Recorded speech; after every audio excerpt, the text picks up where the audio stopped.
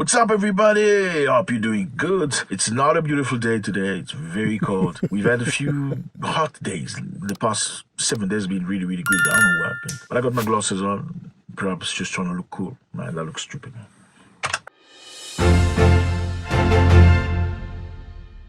Hope you're doing great. Thank you very much for stopping by. It's extremely cold. Don't you hate it when it's cold? It's like winter, man. I mean, this is crazy.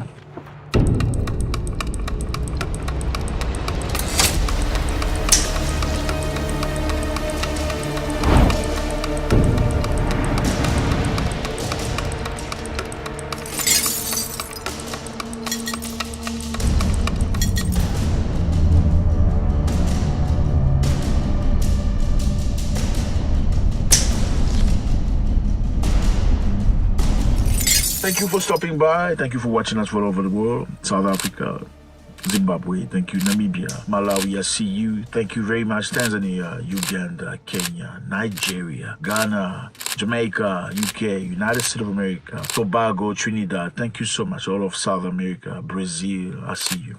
Thank you for stopping by. So today, we got something very interesting. Naledi Pondo has said something crazy. Let's listen to what he has. We will focus today on our international work and really look at four key areas. I think we should have added a fifth, but I will speak to it briefly. The first is to report on the recent summits of the non-aligned movement and the G77 plus China. These meetings were held just a week and a half ago in Uganda. And then second, to speak to the case that is before the International Court of Justice, involving our assertion that Israel is committing genocide in the war on Gaza. The third is to reflect on the upcoming African Union summit, which will be held in February, in the next few in a week or so.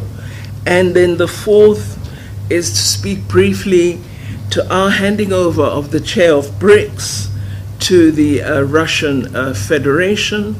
And then fifthly, what we haven't dealt with here, but which I must mention, is to also say in our work this year, we shall be anticipating our assumption of the chair of G20 for 2025. We're working on the early aspects of that responsibility, but I think it is important that we make reference to it because it's really going to form a large part of the work that we will initiate, but which will be concluded by the next administration.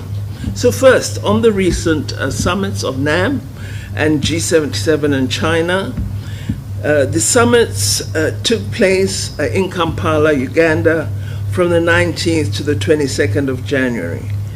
The Non-Aligned Movement Summit identified 5 priority areas for focus. These were regional and international peace and security, the fight against terrorism, the issues of migration and humanitarian crises associated with this, as well as the issue of security in migration, as well as human trafficking, and our progress as the non-aligned movement countries in implementation of the Sustainable Development Goals. In our South African statement to the non-aligned movement presented by President Ramaphosa, the President confirmed that South Africa will remain steadfast in advancing its non-aligned approach to the maintenance of international peace and security by advocating always for the peaceful political settlement of disputes and for inclusive dialogue between countries in conflict.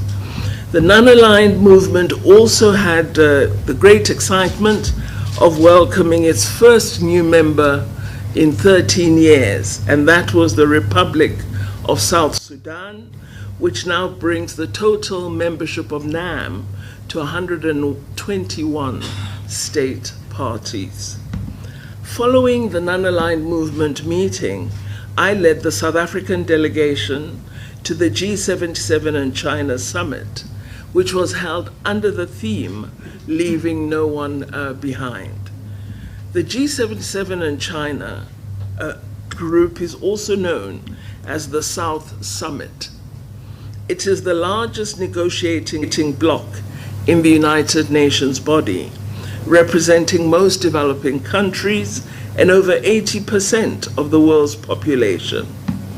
The focus on the summit was on enhancing South-South cooperation in the areas of trade, investment, sustainable development, responses to climate change, poverty eradication measures, and fully extracting opportunity from the digital economy. We had a really excellent summit with very good outcomes from both the NAM deliberations as well as the G77 and China. And I think we remain as a fairly united body of countries that share perspectives that are common on a number of issues, but there are areas of difference. But I think what is really noteworthy is that we are able to robustly discuss with each other and arrive at agreed perspectives on various matters. If you look at the final declarations of both, you will see common areas of deliberation between the two summits, and then key in the deliberations were the matters of our perspectives as developing countries on the responses to climate change, the responses of the wealthy nations to their responsibilities in supporting developing countries to address the climate change impact, issues of the war against in Gaza, which is really a war against the people of Palestine, also came up from a great deal of discussion. We also concluded on reform of the United Nations Security Council, on which there are very strong feelings among non-NAM members, as well as the G77 and China. We really pushed in the final declaration for conclusive action on this matter of UN reform. Then I turned to the case before the ICJ regarding what we believe is Israel's genocide in the war on Gaza. Some of you would now know that at a special cabinet meeting that we held on the 8th of December last year, we decided as government that South Africa should institute legal proceedings at the International Court of Justice against Israel for, we believe, violating its obligations under the Geneva Convention on the Prevention and Punishment of the Crime of Genocide. You would all be aware of some of the facts surrounding this war on Gaza. Recent figures by Oxfam indicate that the average daily killing of Palestinians by the Israeli military since October 7th exceeds the daily death toll of any major conflict in recent years. That the deaths of children are almost incomparable, both in terms of actual numbers killed and the rate at which children have been killed. More journalists, you would know better than we do, have been killed in Gaza in the last 100 days than were killed during the Second World War and the Vietnam War. So having looked at a range of information and data before us, Cabinet was persuaded by the sheer immorality and illegality of the actions of the Israeli government that we had to act. There was consensus in that meeting that South Africa should approach the highest judicial organ of the United Nations to seek an end to the mass killing of Palestinians and to stop the wholesale destruction of civilian infrastructure, including residential buildings, hospitals, schools, bakeries, water and electricity facilities. From the outset, our concerns have been centered on the values and principles of our Constitution, a Constitution which places a premium on the right to life, the right to human dignity, and which sets out the human rights which should be enjoyed by all persons. So following the cabinet decision, we then had to work very hard to ensure that we were able to institute and submit our application. We didn't have Christmas, did we? No. On December 29th, South Africa filed its application to institute proceedings against Israel, as well as our request for the court to determine a set of provisional measures. You're all aware the matter was heard in The Hague on the 11th and 12th of January this year, particularly at that time in relation to the request for provisional measures. The substantive matter of whether genocide has been committed will be addressed in the merits aspect of the case. On January 26th, the court delivered its order on South Africa's request for provisional measures. Whilst not all the provisional measures that were requested by South Africa were granted, crucial measures that will contribute to the protection of Palestinians were granted. The court was near unanimous in its decisions in its order for provisional measures. These included: 1, that Israel shall take all measures within its power to prevent all acts of genocide as contained in Article 2 of the Genocide Convention, including, and I quote, the killing of members of a group, causing serious bodily or mental harm to members of the group, deliberately inflicting on the group conditions of life calculated to bring about its physical destruction in whole or in part, and then imposing measures intended to prevent births within the group. 2nd, Israel must prevent and punish direct and public incitement to commit genocide.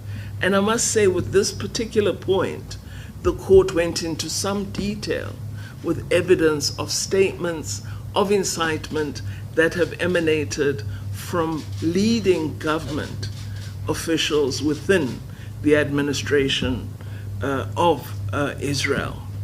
3rd, that Israel is required to take effective measures to provide urgently needed basic services and humanitarian assistance. 4th, that it must ensure effective measures are taken to prevent the destruction of evidence and ensure its preservation.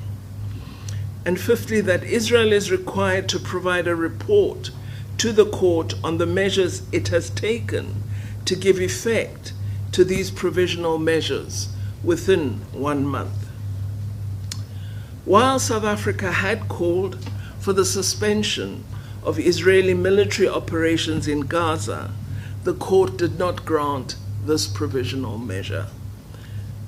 The decision overall by the court marks, we believe, a decisive victory for international law and a significant milestone in the search for justice for the people of Palestine. It also affirms the importance of global governance institutions, including organs of the United Nations. It remains vital for us as member states to ensure that we respect and implement the decisions of the court. And I suppose what confronts us now is, what do we do if there is no implementation? And that is the question all nations must answer today, because it is a body of the United Nations that has set out these provisional measures. It's not the South African government or South Africa on its own. It is the International Court of Justice. And if its orders are not respected, what does this mean for every other government that commits atrocities against a people? This is the big question that confronts us as the global community today. The finding, we think, also makes it clear that it is plausible that genocide is taking place against the Palestinian people in Gaza. You would have heard the court's president actually saying this. Third states must therefore also act independently and immediately to prevent genocide by Israel and to ensure that they, as third states, are not themselves involved in violation of the Genocide Convention by aiding or assisting in the commission of genocide. This necessarily imposes an obligation on all states to cease funding and facilitating Israel's military actions, which, as the court has indicated, are plausibly genocidal. As South Africa, we will continue to do everything within our own power to preserve the existence of the Palestinian people as a group. We will do what we can to seek the ending of all acts of apartheid and genocide against the Palestinian people and to walk with them toward the realization of their collective right to self-determination. Because, as former President Nelson Mandela declared so stoutly, our freedom is incomplete without the freedom of the Palestinian people. And we can't ennoble President Mandela in some aspects and then neglect other aspects of his political beliefs. The UN peace and security architecture, as we can see today, is clearly not able to give effect to the right to self-determination of the Palestinian people, and has, of course, dismally failed to protect them from grave war crimes and the threat of genocide, which has necessitated concerned states to turn to the judicial institutions of the United Nations. If we fail through the judicial institutions, we must ask, what protects us now?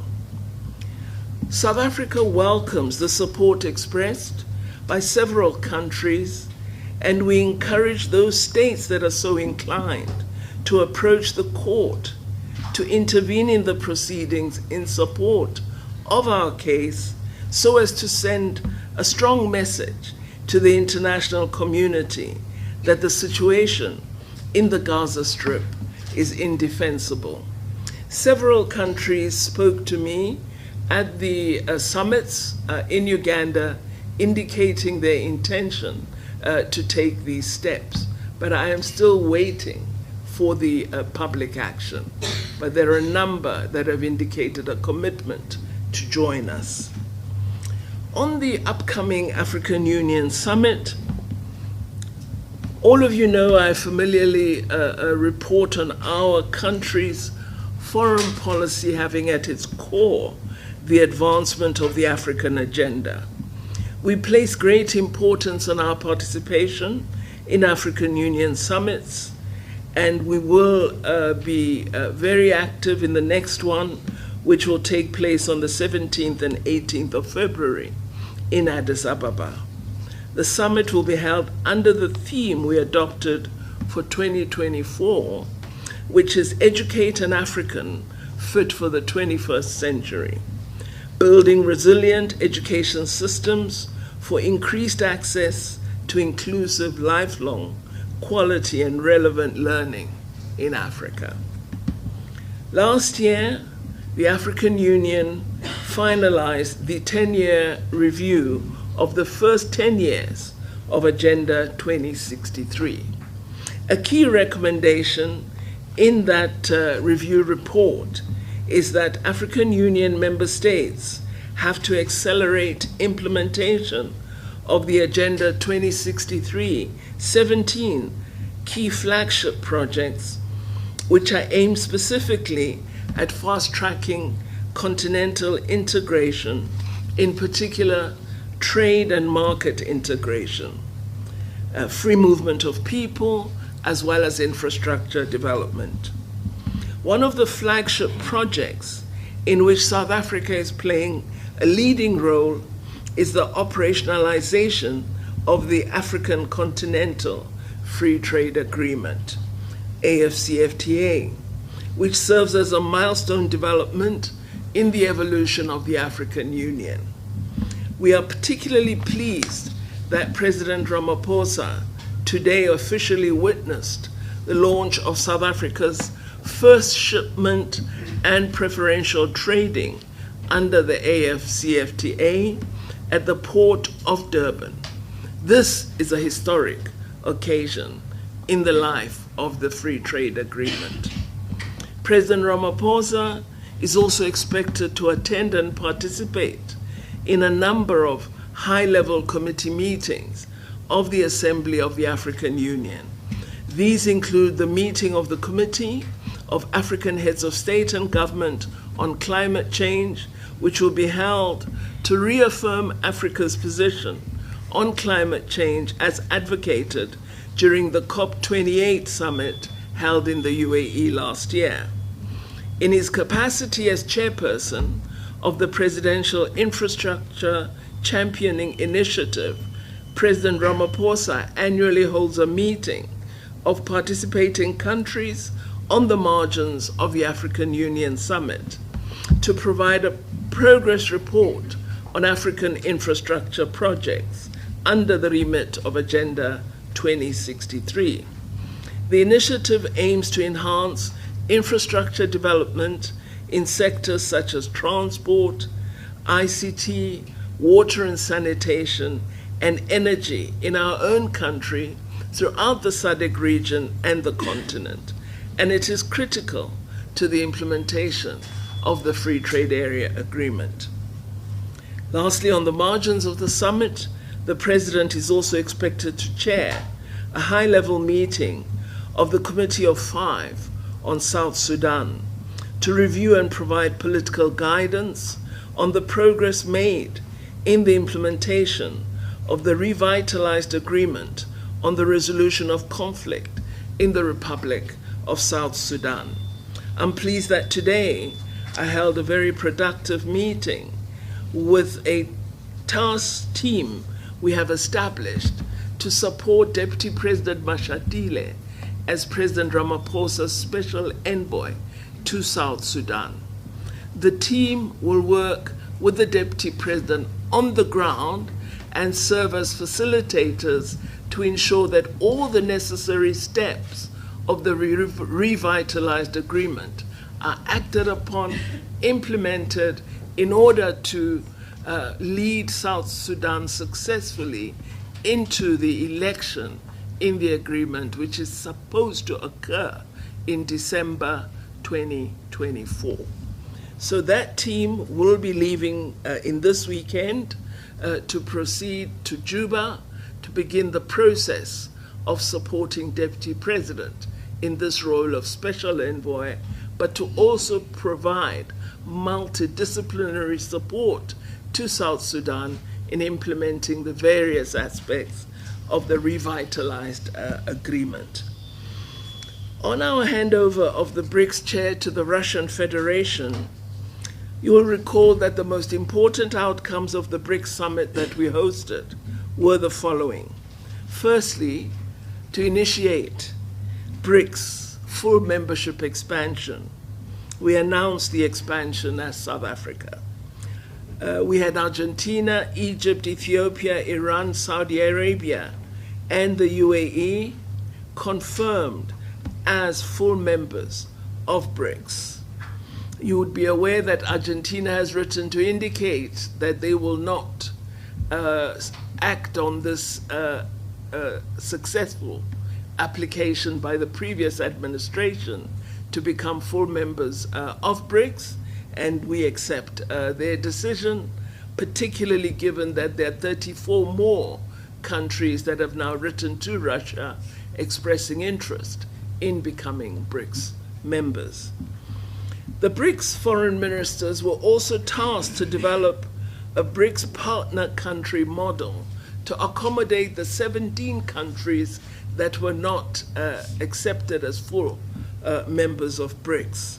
And we as foreign ministers are working on this remit.